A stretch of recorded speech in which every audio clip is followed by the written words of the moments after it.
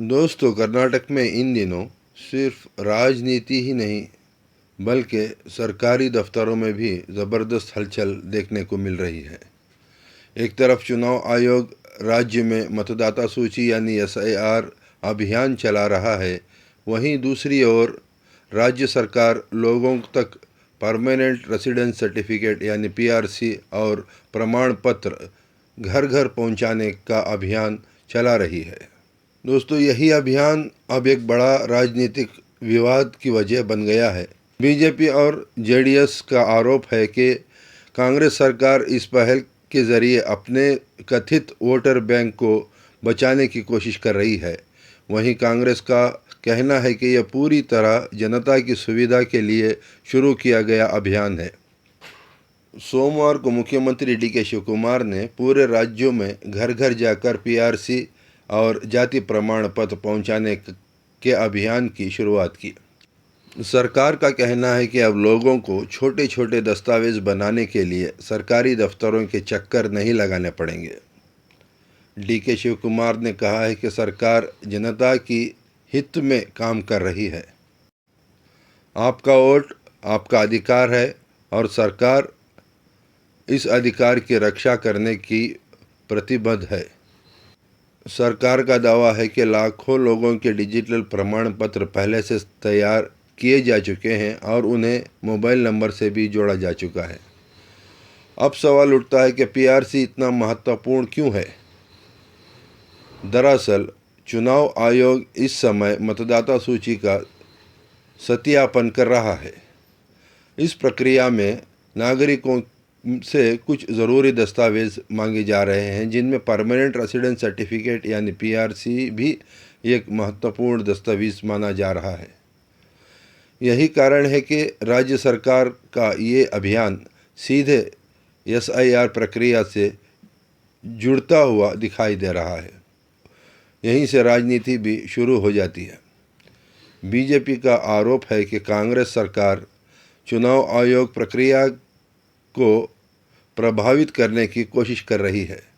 विधान परिषद में विपक्ष के नेता चलवादी नारायण स्वामी ने दावा किया है कि कांग्रेस कथित अवैध वोटरों की मदद करने के लिए पीआरसी जारी कर रही है। उन्होंने कहा कि कोई लोग अपने नाम साबित नहीं कर पा रहे हैं और सरकार उन्हें दस्तावेज उपलब्ध कराकर मदद कर रही है। इतना ही नहीं दोस्तों, उन्होंने ये भी आरोप लगाया कि राज्य सरकार के पास परमानेंट रेसिडेंस सर्टिफिकेट जारी करने का अधिकार ही नहीं होता।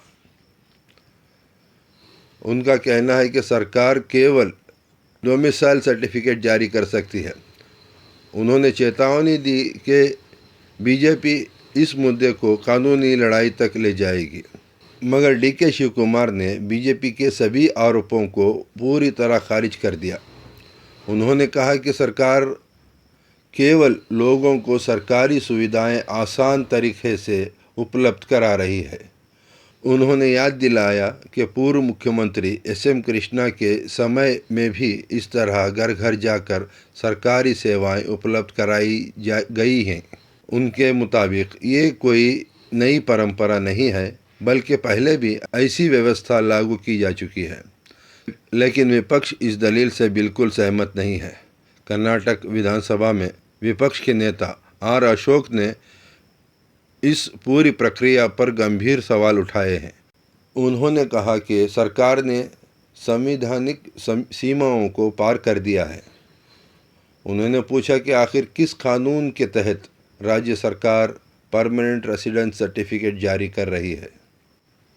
उन्होंने चेतावनी दी कि अगर सरकार ने यह अभियान वापस नहीं लिया तो बीजेपी इस राजनीतिक, कानूनी और संवैधानिक स्तर पर चुनौती देगी। कर्नाटक ही नहीं बल्कि देश के 16 अन्य राज्यों में केंद्र शासित प्रदेश में भी मतदाता सूची का एसआईआर अभियान चल रहा है। इसका उद्देश्य मतदाता सूची को अधिक सटीक और सरल बनाना है। इसी बीच चुनाव आयोग के एक वरिष्ठ अधिकारी ने साफ किया है कि अगर परमानेंट रेसिडेंस सर्टिफिकेट यानी पीआरसी समक्ष अधिकारी जैसे तहसीलदार, डिप्टी तहसीलदार, कमिश्नर या डिप्टी कमिश्नर द्वारा कानूनी रूप से जारी किया गया है तो चुनाव आयोग उसे प्रमाण पत्र स्वीकार करेगा। हालांकि अधिकारी ने ये भी स्पष्ट किया कि केवल किसी कार्यकारी आदेश के आधार पर जारी पीआरसी स्वीकार नहीं किए जाएंगे, यानी दस्तावेज पूरी तरह कानूनी प्रक्रिया के तहत जारी होना चाहिए। अब यह सवाल उठता है दोस्तों, क्या ये केवल लोगों की सुविधा के लिए शुरू किया गया अभियान है या फिर उसके पीछे कोई राजनीतिक कारण भी है? इस सवाल का जवाब आने वाले दिनों में ही साफ हो पाएगा। फिलहाल इतना तो तय है कि कर्नाटक में पीआरसी को लेकर राजनीतिक बहस और तेज हो गई है। एक तरफ कांग्रेस इसे जनहित का फैसला बता रही है तो दूसरी तरफ बीजेपी और जेडीएस उसे वोट बैंक की राजनीति करार दे रही है। अब इस पूरे विवाद पर आपकी क्या राय है? क्या सरकार लोगों को सुविधा दे रही है या फिर विपक्ष के आरोपों में दम है? अपनी राय हमें कमेंट बॉक्स में ज़रूर बताइए। मैं हूं SM अशरफ और आप देख रहे हैं देश समाचार।